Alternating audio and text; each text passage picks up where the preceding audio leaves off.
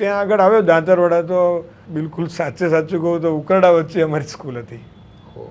અમે સવારમાં પ્રાર્થના કરવાની હોય ને 10:30 11 વાગે સ્કૂલ ચાલુ થાય, અમે 10:30 પોણા 11 ત્યાં પહોંચીએ ને સ્કૂલની બહારનું આગળનું આખું બગડેલું હોય. એટલે સવારે બધા લોકો ત્યાં આગળ શૌચક્રિયા કરેલી હોય અને એ પછી અમારે વાળી નાખવાનું. શિક્ષકોને વાળવું પડે. હું વાળી નાખું અને પછી મને જોઈને 2-4 દીકરીઓ આવી ગઈ, 1-2 છોકરાઓ આવી ગયા, એ લોકો વાળી નાખે.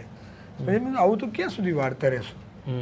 પછી એવું લાગ્યું કે અહીંયા તો શિક્ષક આવ્યા છે ને વાળે છે તો લોકો પણ થોડુંક શરમાવા લાગ્યા અને અમે ત્યાં તુલસીના છોડ રોપી દીધા.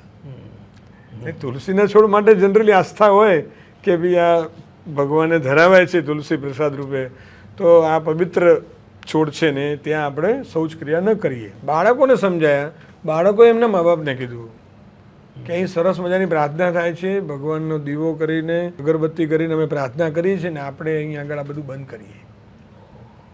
એટલે એમને એમના ભાઈઓ બહેનોને કહ્યું, પપ્પા મમ્મીને કહ્યું, અમારે કંઈ કરવું નહીં પડ્યું. બાળકો જ મારા સંદેશાવાહક હતા અને બાળકો થકી પરિવર્તન આવ્યું ત્યાં આગળ. અને અત્યારે તો તમે જોશો ને તો એ શાળા તો શ્રેષ્ઠ શાળા બની ગઈ છે.